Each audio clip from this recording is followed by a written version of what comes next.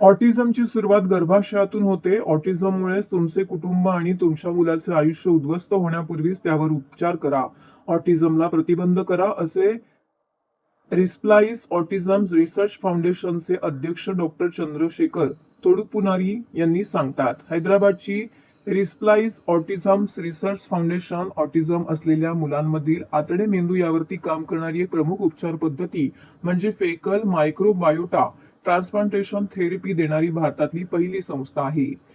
रिस्प्लाइस autism research foundation तर्फे autism असलेल्या रुग्णांसाठी येत्या 28 जून रोजी ठाण्यातील दादोजी कोंडदेव स्टेडियम येथे मोफत आतड्यांच्या आरोग्याची तपासणी आणि मायक्रोबायोमोच चाचणी शिबिराचं आयोजन करण्यात आलेलं आहे.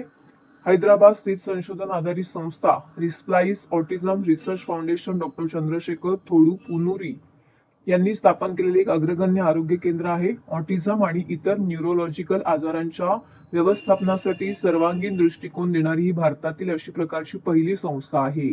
या संस्थेने आजवर अनेक प्रकारची कामं केलेली आहेत. रिप्लाइस ऑटिझम रिसर्च फाउंडेशन तर्फे ऑटिझम रुग्णांसाठी मोफत आतड्याच्या आरोग्य तपासणी आणि मायक्रोबायोम चाचणी शिबिराचं आयोजन 28 जून रोजी करण्यात आलेलं आहे. तर ऑटिझम बद्दल बोलताना रिस्प्लाइस ऑटिझम रिसर्च फाउंडेशनचे संस्थापक अध्यक्ष डॉक्टर चंद्रशेखर तोडुपुनुरी म्हणाले की गेल्या 4 ते 5 दशकांमध्ये ऑटिझमच्या घटनांमध्ये झालेली वाढ ही एक मोठी चिंतेची बाब आहे. नव्याने समोर येत असलेल्या वैज्ञानिक संशोधनानुसार कृषी रसायने आणि फॉरेव्हर केमिकल्स यांचा जैव संचय हा ऑटिझमसाठी एक महत्वाचा घटक असू शकतो. गर्भधारणेची योजना आखणाऱ्या जोडप्यांमध्ये या पदार्थाच्या संपर्कात येणं कमी करणे ही एक महत्वाची भूमिका बजावू शकतात.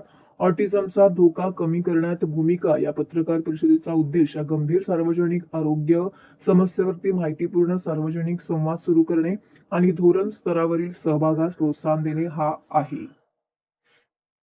गरजूंना सहभागी होण्याचं आवाहन या पत्रकार परिषदेच्या माध्यमातून करण्यात आलेलं आहे. तर येत्या 28 जूनच्या शिबिरामध्ये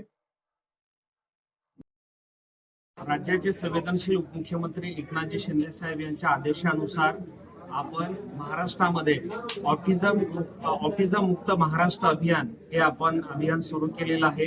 या उपक्रमाच्या अंतर्गत हैदराबाद येथे डॉक्टर चंद्रशेखर तोडुपुनुरी यांनी विकसित केलेली एक FMCT एक नावाची थेरपी आहे. ही थेरपी दिल्यानंतर ऑटिझमग्रस्त मुलांमध्ये जवळपास 50 ते 60% फरक पडतो.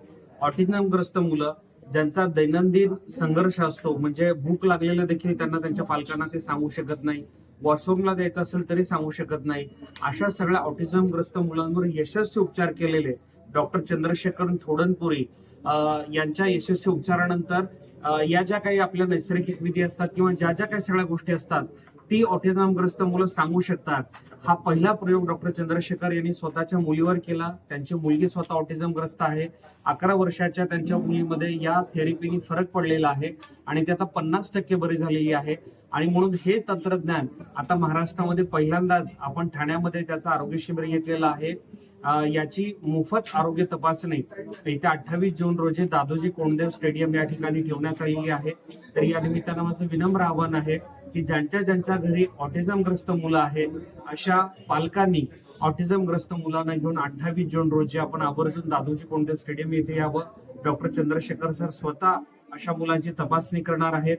ती जी तपासणी आहे तिचा खर्च जवळपास 15,000 रुपये आहे, परंतु शिबिराच्या दिवशी पूर्णतः मोफत या सगळ्या ऑटिझमग्रस्त मुलांची तपासणी करण्यात येणार असून डॉक्टरांच्या सल्ल्यानुसार त्यांच्यावर उपचार करण्यात येईल.